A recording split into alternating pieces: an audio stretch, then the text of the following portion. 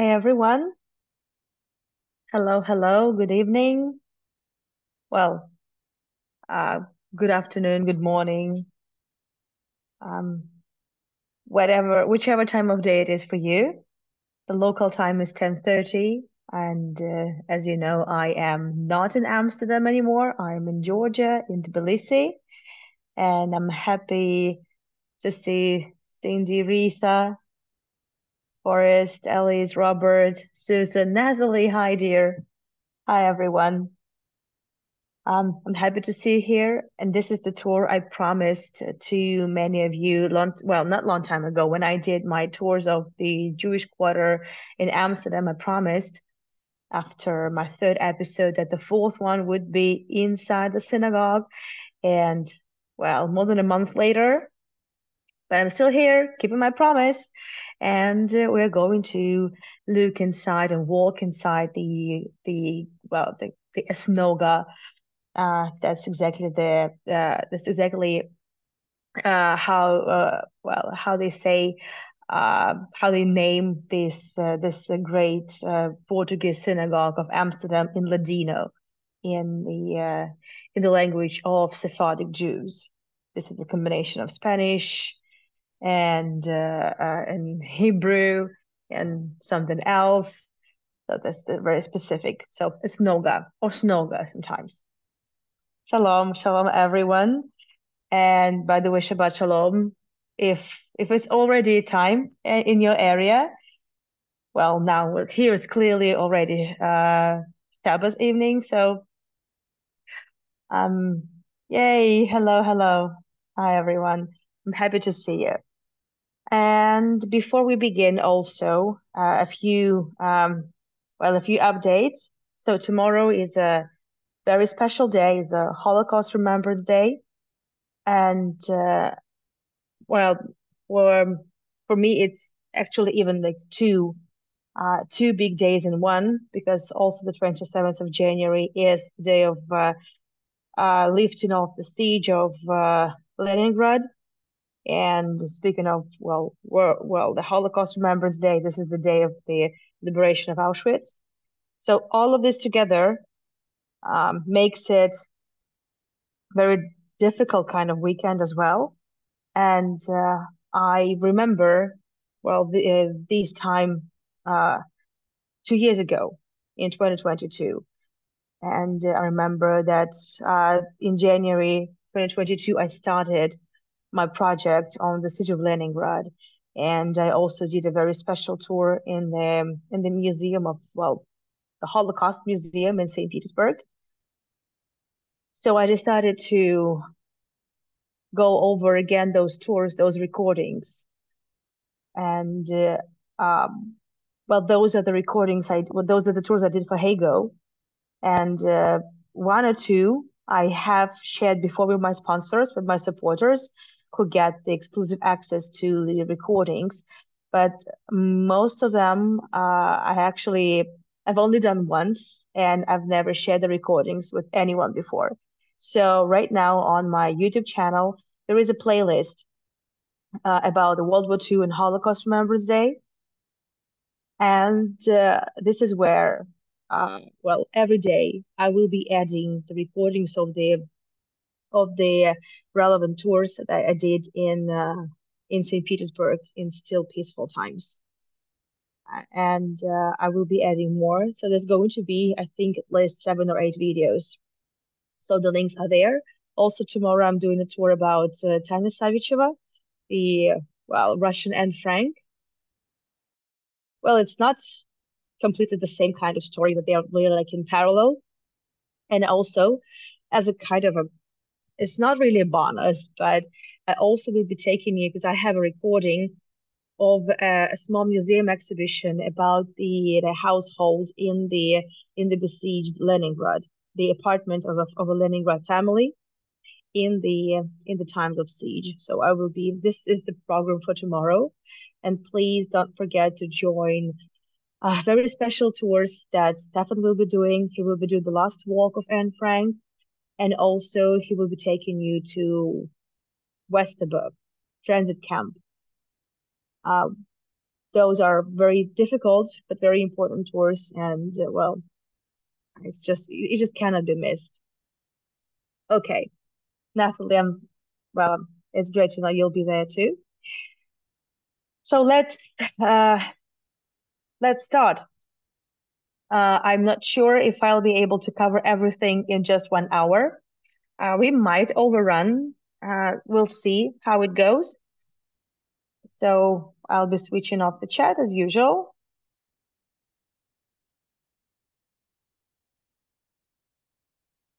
Just give me a second.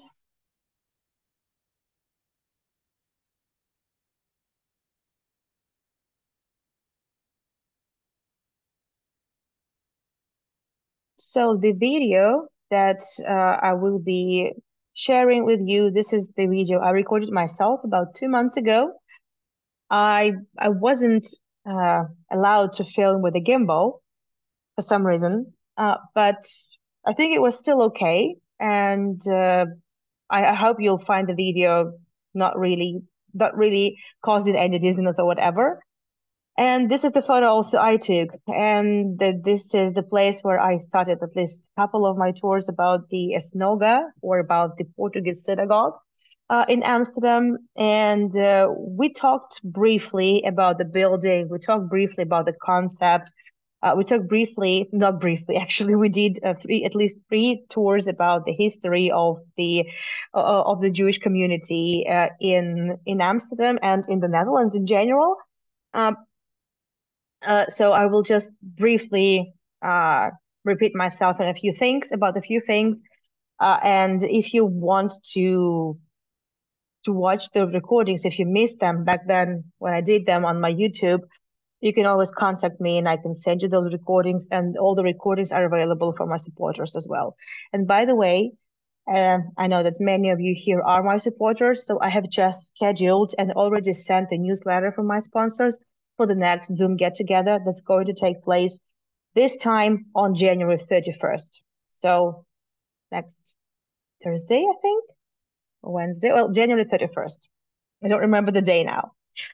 Okay, so this is the plan. It's a very boring plan, doesn't really mean much to you, but what you need to understand is that this is the synagogue that had already been there in 1670s, and this is the Ashkenazi synagogue. The Ashkenazi community is a little bit older than the Sephardic community in Amsterdam. Well, as for Sephardic Jews, obviously. So, 1492,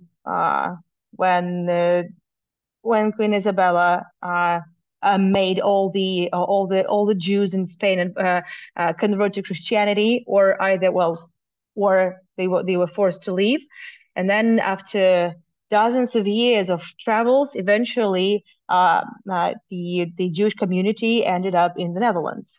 First, it was Antwerp, because Antwerp was the center of everything, of commerce, of trade, and then after the uh, independence from the Spanish crown after the revolution, with the freedom of conscience in the end of the 1570s. Eventually, so Amsterdam became the center of uh, uh, the Netherlands, the independent Protestant Netherlands, so to speak. And this is when the Sephardic Jews eventually came to Amsterdam, and Amsterdam became the center of everything. By that time, there had already been Ashkenazi community, and there had been a synagogue built actually not long before that.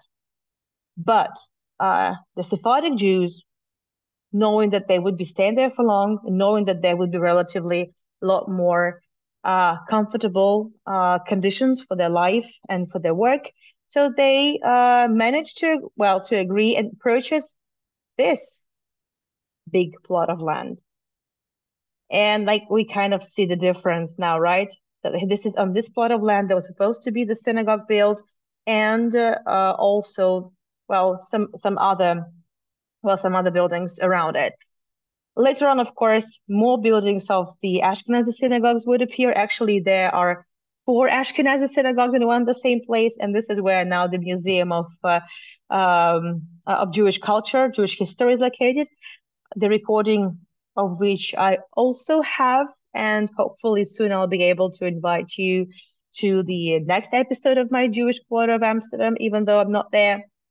We'll see. There's a lot work to be done. And actually, in 1675, the building of the Portuguese synagogue was finished. It was built by Elias Baumann, the architect, and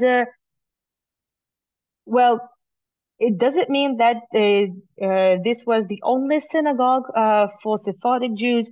Does it mean that those were the only place where the Sephardic Jews would go? And was there such a big split between the Sephardic and Ashkenazi Jews?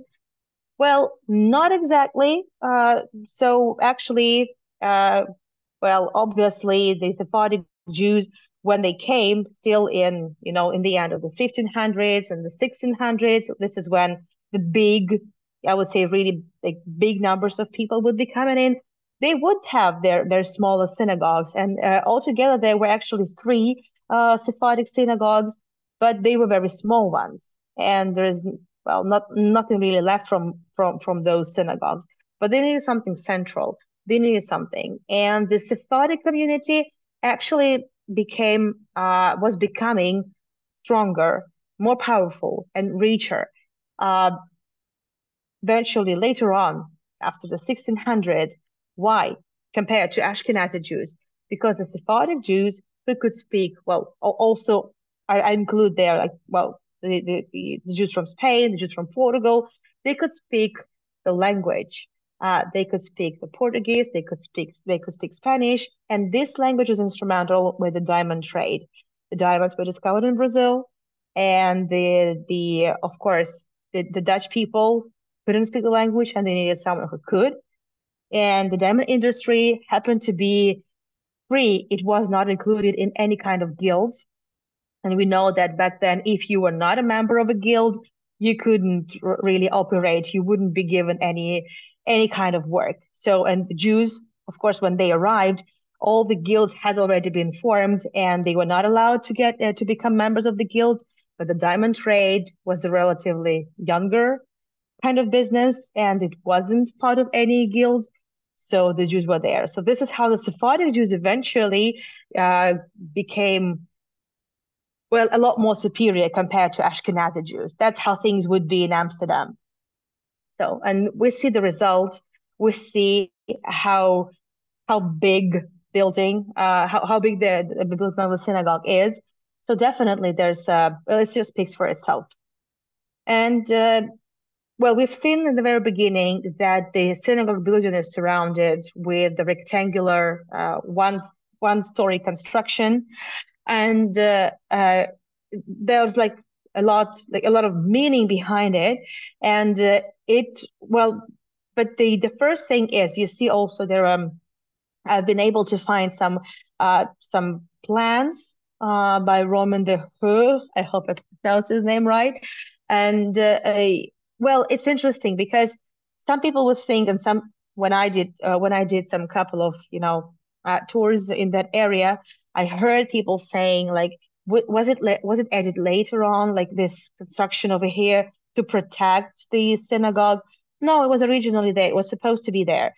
First of all, because well, there was this, even though there was a freedom of conscience, there's still, only Calvinist churches were allowed, well, were allowed to like be built and well have, I don't know, show the religious attributes. The buildings were allowed to look like churches as for any other denominations of Christian churches. Any other religions were not allowed to show any symbols of the religion. So they were supposed to look just like buildings. And that was one of the idea, to disguise the building of the synagogue because it doesn't look like a synagogue. That was just one idea. And the other idea is that the architect wanted to kind of show resemblance with the Temple Mount, with the Solomonic Temple.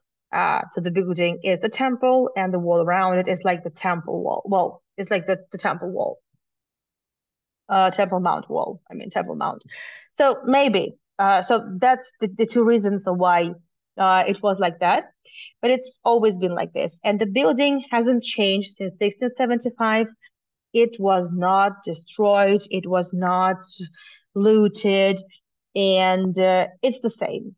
And it's even more so with the way things are inside. So from the very beginning, there was obviously no electricity, no heating, no sewage system, nothing. And up until nowadays, there's no electricity. All the light is the actual light is natural light, and the candles. There also used to be sand on the floors, uh, not anymore, uh, but it's still the same. This is the illustration of one of the earliest synagogues, the Sephardic synagogues. They don't, it's not around anymore. So this existed shortly before the biggest synagogue was constructed. But you will see that there is a lot of actually similarities between the current building and the previous one. There are the two levels. They're the same construction, the same positioning of the bima, yeah, and also of the Heichal. So the Heichal where the Torah scrolls are kept, they are on a Kodesh, and the bima, little elevation from where the well, from where many ceremonies and readings are being held. And you will see it's pretty much the same. And that's what it looks like in the candlelight. So Catherine and Stefan arranged for us beautiful beautiful presents. They invited me and Misha to the candlelight concert in the synagogue, and it was absolutely mesmerizing. So many candles. I actually lost count. I think there was like hundreds and hundreds of the candles. I know it takes really several hours to actually light all these candles, and it was very cold. I knew I was really recommended to wear as many layers as possible, and it was really really cold, but it was absolutely magical. And they're still using the same technology, so they light the candles. And the only thing is that, unfortunately, after the Second World War, and I'm not going into details about the Second World War and the Nazi occupation of the Netherlands. I've spoken a lot about it on my Jewish quarter tours. Again, you can always ask me for the recordings, but well, you remember, I'm sure you remember that it was less than 25% of the Jewish population that survived all the years of the Nazi occupation of 5 years. And after, well, after the Second World War, the community was just very small. And since then, the Shabbat services, all the gatherings would normally be held in a small synagogue or winter synagogue, which we're also going to see. Luckily there are a lot of illustrations, and you've just seen the illustration of I think it's like 1700, and it's still the same. Also, some things that I haven't been able to film, but the chandeliers are the same. And this is the detail is very, very easy to miss. This is the Ner Tamid. It's just when I was there, when I was filming, I was trying to find the Ner Tamid, right? So the eternal fire, that kind of the remembrance of the temple. And I was looking for, but I couldn't find it. And then I just realized that, oh yeah, so that was on one of the chandeliers, and it's all the same. So as I said, all the services now, everything is now takes place in the smaller building. So the smaller building, the winter synagogue, it has electricity now. It's warm. Uh, it's all good. The synagogue, it's functioning synagogue anyway. It's part of the museum complex of the Jewish History, Jewish Culture Museum, and it's like one complex ticket. So Anyone can visit it. It's closed on Saturdays, obviously, but other than that, this is not a problem. You can visit it. Also, 3 times a year, they arrange these concerts, with candlelight concerts. If you're there around this time, I know that several of you actually contacted me asking for some details. If you're there around this time, you don't want to miss it. It's absolutely incredible performance and the place to be in. Um, I've been able to find several photographs also of, I would say, much recent times. And so this is the photograph of a wedding. But actually, when the Sephardic Jews just came, they and when the synagogue was built, even so, the wedding ceremonies, the chuppah ceremonies, would not be held in the synagogue. There would be special areas, special places for wedding ceremonies. But later on, with time, um, it was, well, the weddings would be held here as well. So, speaking of the interiors, obviously, a lot of donations were made, and the Sephardic Jews, knowing that they were in diamond trade, well, there's tzedakah. So tzedakah is it's one of the commandments, right? I know many of you know what I'm talking about, but for those who are not exactly on the same page, so it's like a donation, and it's a commandment. It's not just something you do voluntarily. It's like you have to do it if you're a Jew. So of course the cots were very very generous, and this is the palisander wood from actually from Brazil, and this is it's exactly there the Arona Cottage. Well, in the Arona Cottage in Heighal, this is where Torah scrolls are kept. Obviously, Torah scrolls are priceless, and in the 19th century, actually all the sections where the Torah scrolls are kept uh, were um, uh, were given, like, like kind of bulletproof. Uh, mm, it's like it's like it was inlaid with bulletproof pieces of metal to, like, for extra protection of the Torah scrolls. There is a memorial plaque. It's still there from year 5435. And I had to make sure. So this is 1672. I hope I converted it right. I still cannot remember which year it is according to Jewish calendar. So I have it on my phone. Now it's 5784. Uh, and just as I was talking about it, there is another siren in Israel. Crazy. So eventually, it took less than 5 years. In 1671, this is when the project for the construction of the synagogue was approved. And by 1675, the building had been finished. Uh, that's quite phenomenally quick, taking into account the size of the building. According to the information I've been able to find, up to 5,000 people could be housed at one and the same time in the building, and well, it definitely tells you a lot about the size of the community. Especially when you can understand that, so the Ashkenazi and Sephardi Jews did not mingle, and they would go to different synagogues.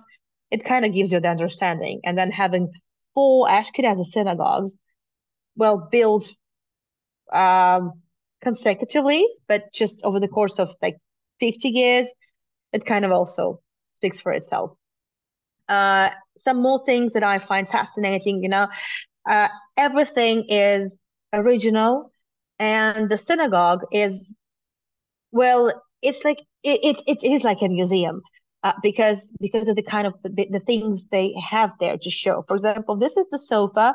It was the present from France in 1740s, and this sofa has the um, the upholstery is in perfect condition, and it's like a perfect tapestry work, and it's still there. So, but and it was well, it was just part of the furnishing of the synagogue, and it's still there. Well, now it's I'm not sure about the second one, whether it's just as gorgeous as that one, but well, it's covered, so I can't really tell, but it's still there. So it's kind of museum, but it's not. Actually, it could have become a museum, and that's a horrible story. So well, during the Nazi occupation, the synagogue building could have been taken down twice. It could have been bombed. It could have been destroyed. It could have been looted, but none of that happened. For actually, well, like several reasons. One of them is that at some point, the Nazi officers, well, like the Nazis, were kind of recommended to use such a huge building of a synagogue for, well, actually as a sort of a transition hub, like before transition, before taking Jews to different transit camps, like Westerberg. So the Jews could be kept here.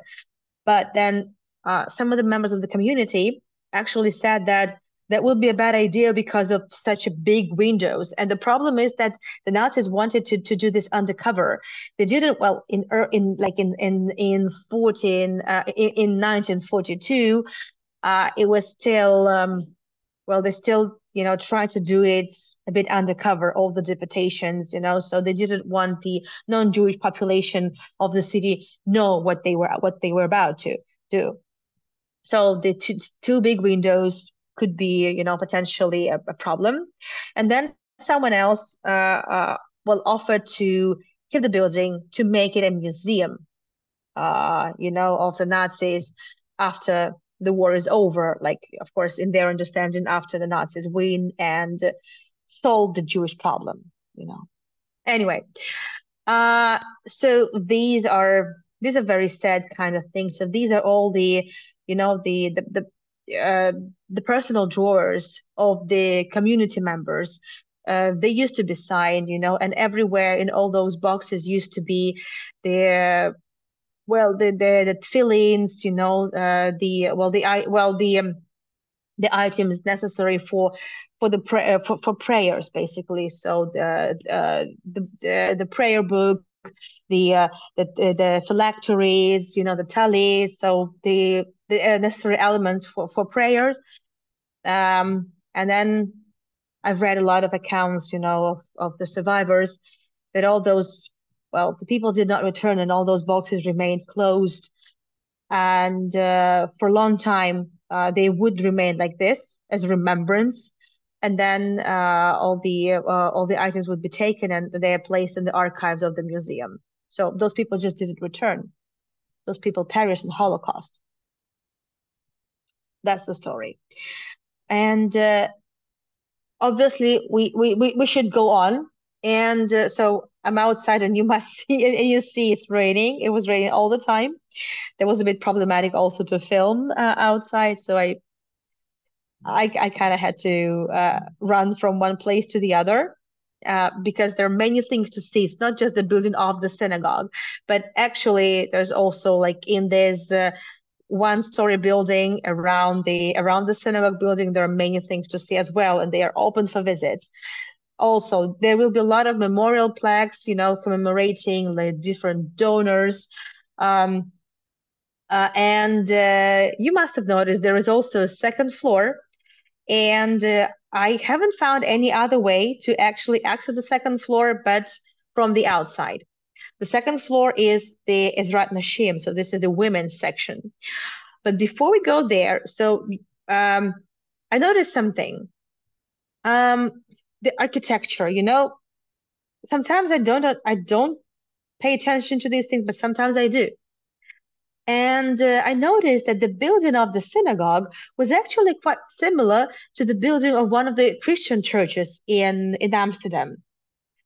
And I was thinking whether it was done on purpose or it was just, I don't know.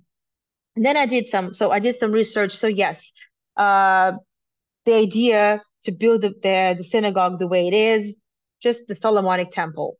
And then in the 1500s, there was all of a sudden this influx of interest to the first temple, because actually to the Jewish temple and the Temple Mount, from Christians. It was just, one of the periods. And the idea was that, well, this was the first, architectural wonder. And the people, well, for religious buildings, they wanted to get to the core of things, and this is where the Christianity was also born. And this is when, many different researchers about some researchers about the first temple, and the second temple would be carried out. And then there will be many illustrations. And for example, one by Juan Bautista Villapando. So he also did this reconstruction of the Temple of Jerusalem, and see the year 1604, and see all these elements. Interesting. And then, so the church that I remembered, it's just, well, I'm sure they're actually more than that. So there is the Oosterkerk, built in 1669, also with actually masonry executed by Elias Bowman, so the same architect who designed the Snoga building, and the same elements. You see, the same elements at the so I think that actually, okay, when it gets to Christianity, well, you see these elements. That is just a matter of decoration, but looks like it's more than that. So when it gets to the synagogue, the kind of it's obvious that well, okay, you know the idea, yeah. So it's supposed to look like the first temple, and then as for the churches, well, they try to get to the core of it. So that was just another influx of interest to to architecture, and to the first architectural wonders, which definitely the Solomonic Temple was, and then the Herod's Temple as well. Anyway, so this is the entrance to Ezrat Nashim, the women's section. And yes, having a second floor at a synagogue is luxury. Not every synagogue, be it Sephardic or Ashkenazi, has it and had it, but this one obviously does have.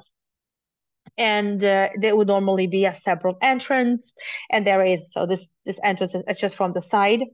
And I couldn't actually, for some time I thought that maybe there was a secret door, but it's closed now and you cannot see the Ezrat Nashim, which is weird.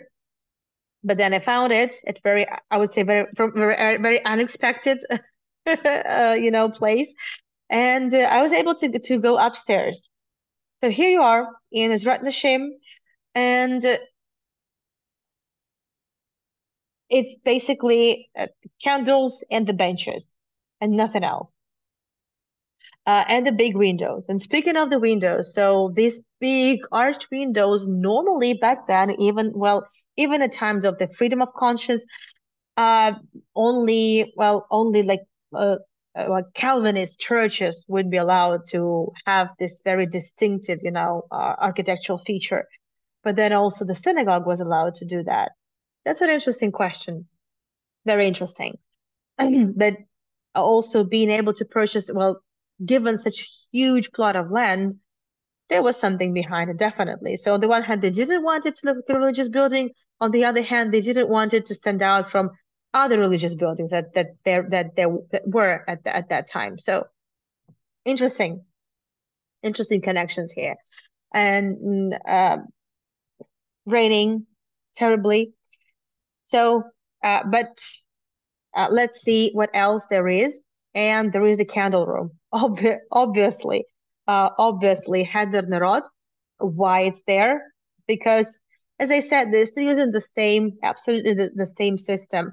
And they're using very, very old candelabras, chandeliers, candle rings. So they are both. So as I said, the synagogue is both.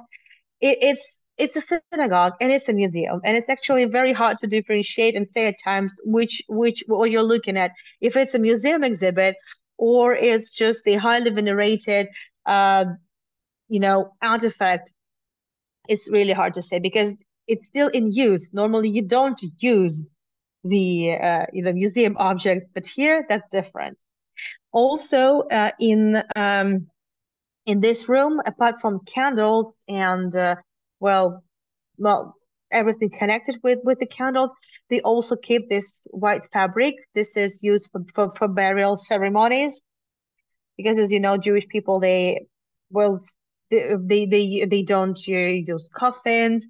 They just the dead body is wrapped in the linen, and then it's buried like this and in the ground, far away from the populated area, because cemeteries are because dead body in general is the most impure thing there is, for in the Jewish culture.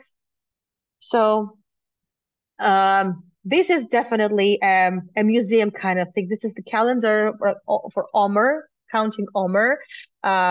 This is the period that starts on the second day of Passover, and you basically count days for Shavuot. They're like 49 days between the two holidays.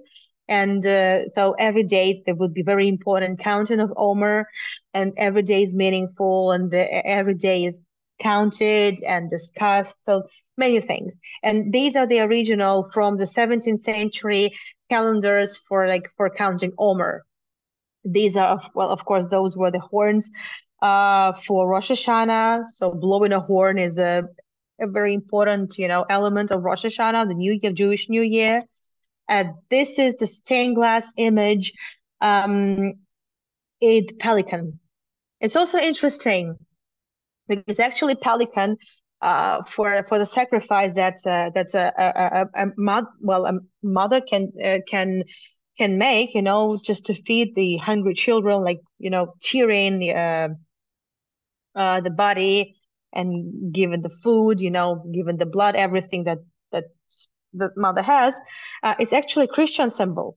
But it happens to be that specifically in Amsterdam, it's also the symbol of the Jewish community. Kind of why the three birds? Because it's like the it's like it was like what in some sources it basically says that it stands the for the resilience, for equality, for strength. Some say that because there were three smaller synagogues and then united in one. So different interpretations, and I'm not I can't say that like I'm 100% sure which is correct, but this definitely, if this is not a Christian symbol, this is the symbol, this is the important symbol of the Sephardic Jewish community. So this is the morning room. Okay. So, and these are the illustrations of burial ceremonies back then. And sorry, there you go. There you go. And since the very beginning, and with a short break in the Second World War times, um, this is also the morning ceremony at the synagogue. The Shiva would be done here in this section of the synagogue. So Shiva means the seven days. This is the period of mourning when members of the deceased would be sitting and the members of the community would be coming, paying tribute to the deceased, and well, supporting the family who just lost a member of the family. So this is where it would be done, and even the cheers are the same. So they are the museum exhibits now. Everything is the museum exhibits on the one hand. On the other hand, it's still the same building, and there is a cemetery. Uh, in order to get there, you need actually to go by water, and that I haven't been there, unfortunately. I haven't been to the Jewish cemetery, but cemeteries is not really, the most thrilling thing for me. I know, Dolly, for you too. Um, but this is something that's worth going back to and see. So they say it's a museum in itself, I would say, the Jewish Cemetery of Amsterdam. So here it's basically a small room. It's like a sort of a secretary's room This is also where the members of the community would be coming. There would be some registry done. Also, different arrangements could be done from here. So next to the morning room. And actually, in general, because the activity of the synagogue was almost never interrupted. I mean, obviously, at the time of the Second World War it was, but other than that, it's still functioning. Uh, so there are a lot of records, there are a lot of archives. Some part of the archives I know is in the National Archives of the Netherlands in Amsterdam, but some of it is actually it's actually in the synagogue, and also in the synagogue they have the fantastic library at Chaim, the Tree of Life, and hopefully we'll have enough time to talk about it in the end of the tour. And um, also, just from this room, there is an entrance to kind of a shop. Some say it's not exactly a souvenir shop, but this is where I found so many familiar things. Normally, these would be, this would be the place where you would buy like all the, Hanukkah menorahs, or, some items of different holidays. I mean, religious holidays like Jewish holidays. This is normally where you can buy those from. Um, I suggest we have a Q&A in the end to be able to see as much as we can. Also, today I have one more tour in less than an hour and a half from now, but that's going to be about St. Petersburg, about Peter's Palace. So just saying it. Okay, so obviously there should be a mikveh, and the religious bath. It's and mikveh, by the way, is from the same side, from the right side, where the entrance to the Ezrat Nashim section is. So it's to the right hand side from the main entrance. And this mikveh is just like any other mikveh I've seen. Uh, Obviously, the idea is that it should be the running water. It should have a certain depth. I'm not going into details. Anyway, nobody knows what 40 se'ah means. This is what was like, what is like mentioned in the old texts. Anyway, but this is the mikveh. This is where the spiritual purification would be done. And these are the rules. These are very old set of rules. And they're still the same. It's still there. And yes, the mikvah. As far as I know, the the mikveh is still used. And oh well, there are the way what looks there. It's like as of 1930s, if I'm not mistaken. But in general, obviously there is still mikveh, and it just cannot be a mikveh. So obviously, it's important for women to purify themselves at certain times of the month, and mikveh is there, obviously. And again, it's like, on the one hand, it's a museum, but on the other hand, it's not. And you never know how to treat it. Well, that's just how it works. Okay, this is the cantor's office, and the office is to the right. And of course, you cannot, well, it's not available for visits, but this is like the small secretary room, and it's also like a small like registrar's office. So the cantor's office is to the right. Uh, and this is like, normally there used to be a secretary here, but now I'm not sure if there's any secretary at the moment. Um, also think that probably there's not so much work to be done compared to what it was, before the Second World War, when there were thousands and thousands of members of the community. And here, so this is a museum, but these are all the originals, so different records, different well, correspondence between different communities.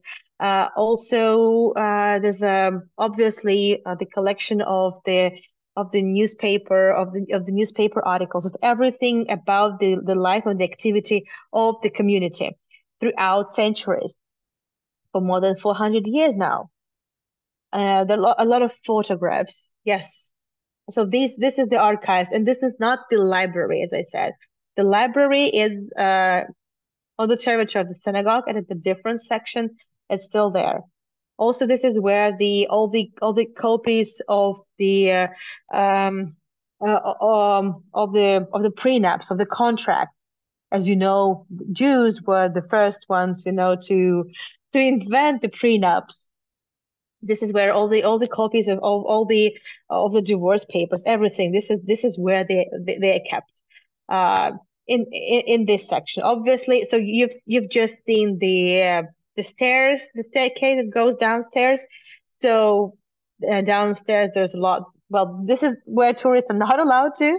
Um, and like there's also like the archives is also part of the archives is still there. So some books here about Rosh Hashanah and Yom Kippur also here, but I'm not sure whether it's part of the library or I'm not sure. Okay, the Winter Synagogue. It actually was written there Mahamad.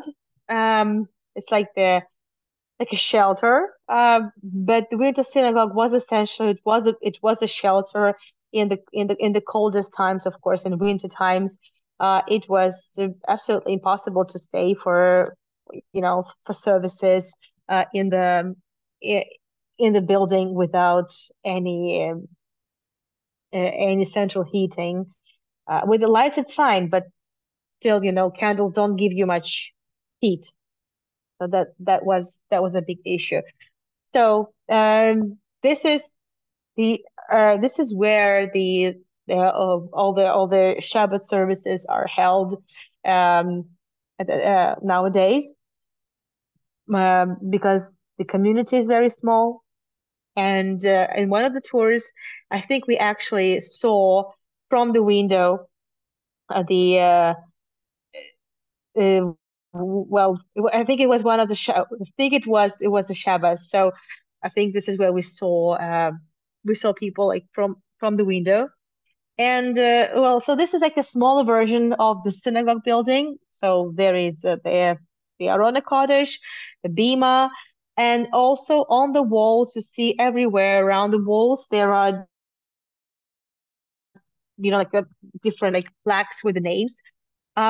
There was These are basically all the donors. So the donors, starting from the beginning of the synagogue, with all the support, they managed to actually found very good school academy. That was also called, by the way, Time, so the Tree of Life. And from that school, it was like one of the according to all the information I've been able to find, it was one of the best, well, the Jewish schools that existed in Europe in those days. And then Jewish people from all over Europe tried to come and study here. And so these are on the wall. So these are all the elements. It's Neftamid is there. So the eternal light. At least I found it in the small synagogue. At least.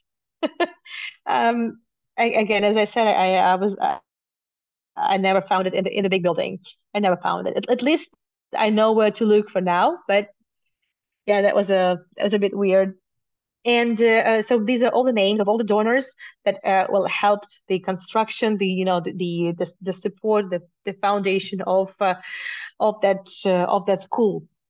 And later on, from that school, the library was formed, of course. And now, as I said, so the library of the Portuguese synagogue is one of the best, richest, collections of the Jewish manuscripts. Um, well, it's like a treasury. It's basically a treasury. This is where all uh, all the precious elements, gold, brocade, all the very valuable things are kept, all the treasures, and there are many of them. Needless to say, this is a bulletproof glass. And just look at all these parochet. So the parochet is the piece of cloth that covers the Torah scroll in the Heichal. These are also the covers for Torah scrolls, of different kinds, and then these are the donations made over the course of centuries, from rich donors, and all of them are kept. And the I know the parochet and all the covers, they are changed from time to time, depending on the season, depending on the holiday, time of the year, and it's all in use. So on the one hand, yes, this is a museum. On the other hand, it's all in use. I don't know. Obviously, all these rimonim, the crowns on top of Torah scrolls, it's called rimonim. So for those who's not familiar, it actually means the pomegranate, and it's also here.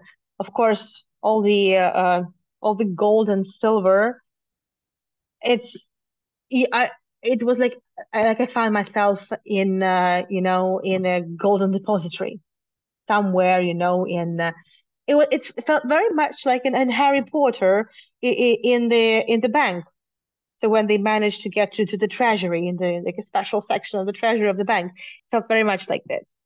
Uh, beautiful, beautiful golden items. And there's one that kind of was particularly interesting to me. I did some reading before the tour, and also when I was preparing for my tours when I was still in Amsterdam. There was something interesting.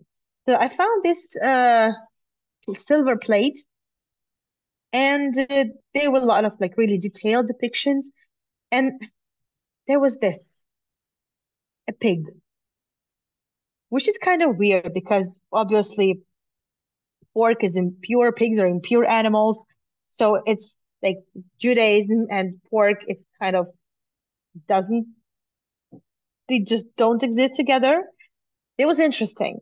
And then it's captured, it's one of the, items in the collection of the synagogue. And I was thinking, okay, this is really weird. It just, there's something really wrong about it. But actually, there's nothing wrong. The thing is that this plate came with those, like, big waves in 1600s, after the freedom of conscience, after the separation, the revolution. Uh, uh, this is like when the first like big waves of Sephardic Jews immigration to Amsterdam. And actually, yeah, so we know that, okay, is Queen Isabella, so they made everyone, everybody was put, had to choose, either you stay and you convert to Christianity or you leave. But the problem is that even those who, well, so some did convert, but still then they had to leave. And then leaving still, there was still, some time between the people safely arrived in 1600s to Amsterdam, and there was still like a century, and people were wondering, and many people did lose their identity. They did lose their Jewishness. Some people did convert just to protect their families, just to protect themselves, to keep on the safe side. And in fact, when they go in those like big waves of immigration of Sephardic Jewish immigration, there were actually some Christians as well. There were people who lost their identity, who were Jewish by blood, but mentally they were already born being uprooted and being uh like torn away, from the community life as well. And that's why that school was essential. That school was absolutely instrumental and essential in, returning identity to those Jews, and, protecting it and nourishing it. So that's why. So this is just what I couldn't but share with you. But obviously, it's just, of course, the numbers are.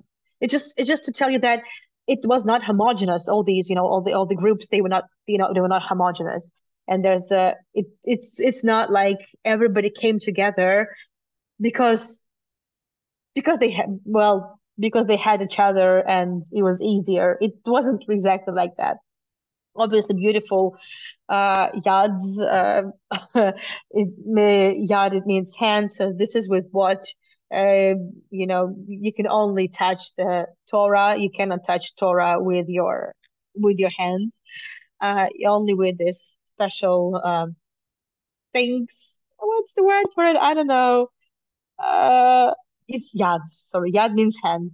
So rimonim, all these beautiful, these are gifts, and they're so gold, silver, and it's still used. It can still be used whenever it's needed. Of course, there will be a lot of uh, lions, because lion is the symbol of the tribe of Judah, and lions are symbols of Jerusalem. So when in synagogue there will be so many lions, obviously. But actually, for every tribe there is a certain animal, like a mascot, so to speak. Anyway, so the last thing to talk about, and we're almost, well, I looks like I'm not gonna be overrunning too much. That's good, but I still owe you a Q&A, so I know that. The library that sprang from the school, Eretz Chaim, so the Tree of Life. So this is like uh the library was established almost the same time the synagogue was opened, and it has a collection of thousands of manuscripts. And these are so this is the biggest, Sephardic Jewish library with the oldest manuscripts available. And it's not a museum. So the library is not a museum. The library is a library, and it's a research facility. And actually, that's not the library. This is not the Eretz Chaim library. It's just also some precious books used, in the ceremonies. That's but I'm not sure if these are like if they are parts of the library. I'm not sure, but this is the library. So I can't really say whether the books we've seen in the treasury are part of the library. Probably yes. Like maybe some of the most valuable ones are kept in this under this uh, bulletproof section. Probably hard to say, but this is the photo of the library. When I was there it was closed, and well, if you are a researcher, if you get the permission, you can always come, and you can do the work there, and you are granted access to so many valuable manuscripts. But it's a research facility. It's not a museum, as I said. So anyone who has the right, who wants, uh, can come and get access to the many thousand-year-old books. So the manuscripts that they find there are older even than the library and the synagogue. A lot of books on Kabbalah. It's one of the richest collections of book on Kabbalah.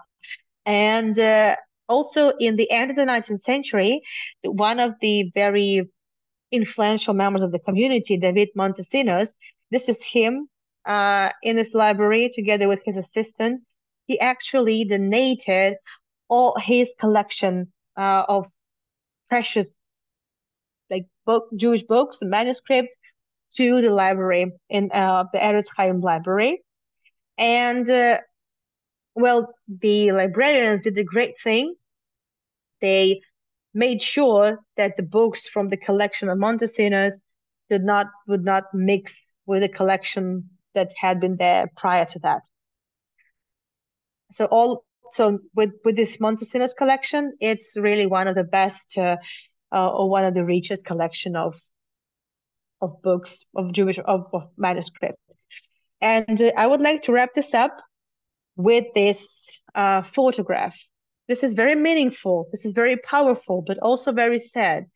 This is the very first Sabbath service after the Second World War was over. after the liberation of Amsterdam. And this is almost the entire, community that's that survived. Well, as I said, altogether, or let's say altogether in the entire country, there was like 140,000, Jews. 80,000 lived in Amsterdam, and after that, like 20-25% survived. So this was a very important Shabbat service, mm, but still, very difficult. Yet the synagogue is still there.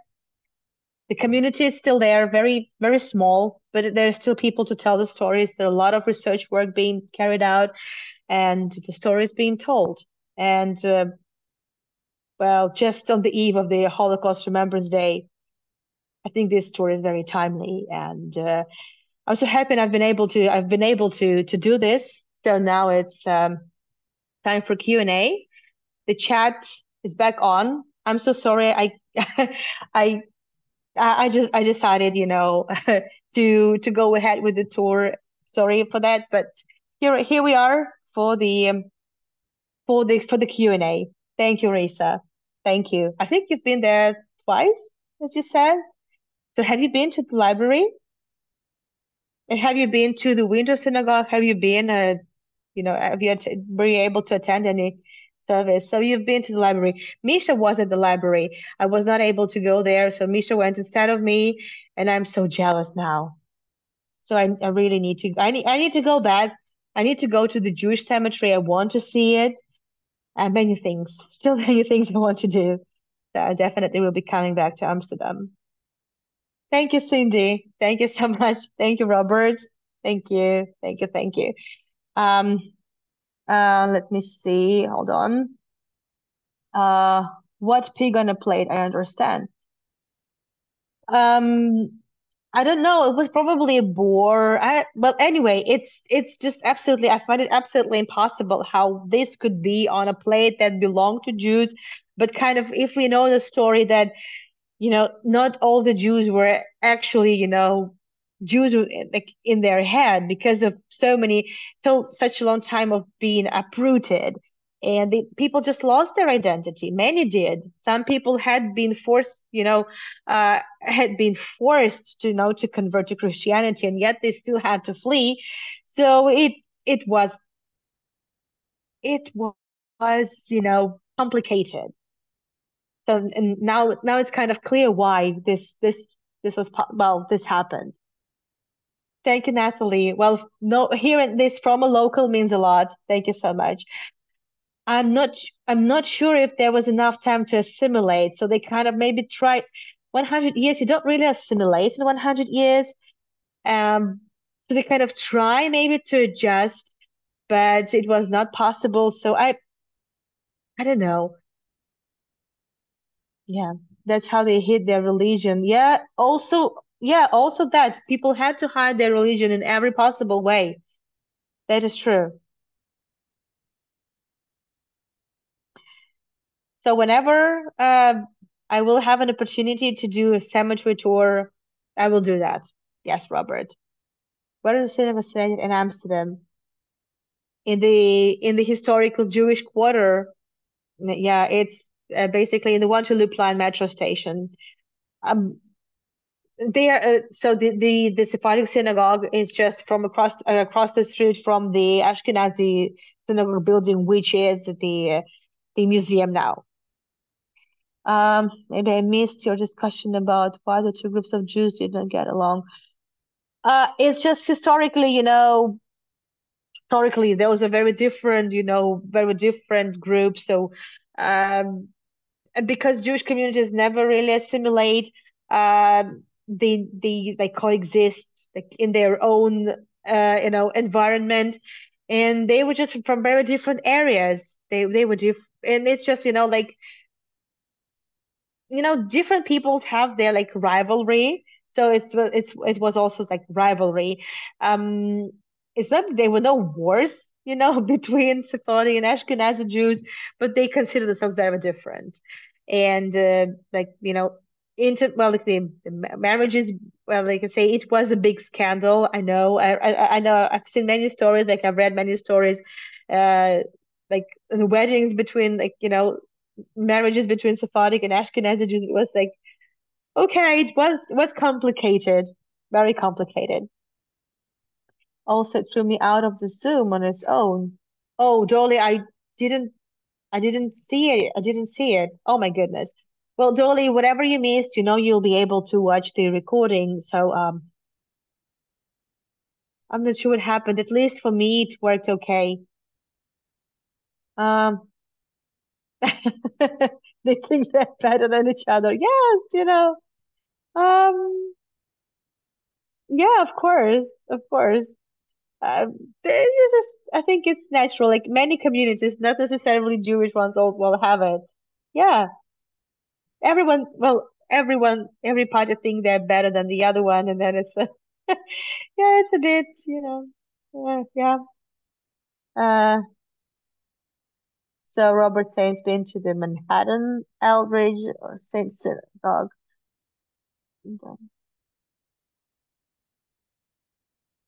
So it's also a museum now. So it's not function as a synagogue. I've never been to New York. Yeah, I'd love to go someday, and I want to see I would love to see the synagogues. I'd love to. It's just I'd love to go there. I'd love to explore. It's just the fantastic stories, history, absolutely. Oh, and you're going to the Curacao Synagogue. Oh, yeah, it's the oldest in Western Hemisphere. Oh, I'd love to go myself. Yes. It's okay, Robert. I managed to understand. It's okay. No, no problem. Thank you so much for sharing, Andy. Thank you. Okay, so if there are any more questions or comments, feel free to send them in. Before I forget, so I'm doing another tour just in case in an hour from now, a bit less than that. That's about St. Petersburg. It has nothing to do with the Jewish community or Holocaust Remembrance Day. Tomorrow, uh, the Tanya Savitch Russian and Frank tour, and also the Siege of Leningrad. So this is kind of connected, with the, Second World War. And also, as I said, there is a link to my playlist on YouTube. It's open access, available for everyone to watch for a limited period of time. This is where I share the recordings of the tours I did for Hago 2 years ago, about the Siege of Leningrad, about the liberation of Auschwitz by the Soviet army, and well, many stories of the Siege of Leningrad. And I also did some museum tours together with museum specialists. And the recordings, I have them, and I only shared like maybe 5% of all the videos I have. So it's there, and well, I think if you'd like to look it through, it would be fantastic. Also here the links to my PayPal, my Buy Me a Coffee account. I would appreciate your support. Thank you so much for joining me tonight, and I'll see you tomorrow. Uh, Please don't forget to check out the tours that Stefan will be doing tomorrow. They are very important ones. The Last Walk of Anne Frank, and also the Westerberg Transit Camp as well. I'll try to join myself. I haven't been to Westerberg myself, um, but I've read and I've talked a lot about it on my tours that I did in Amsterdam. Um, yes, it's going to be tough tomorrow, but we have to face it. We have to go over it again and again. So not to forget. Thank you so much for joining. Thank you for your interest. Thank you for your support. And Shabbat Shalom to everyone who's uh, celebrating, keeping Shabbos, and have a great weekend, everyone else. And please stay safe. Don't take the peace and quiet for granted. And thank you for being here for me. I'll see you tomorrow. Thank you, Natalie. Bye bye.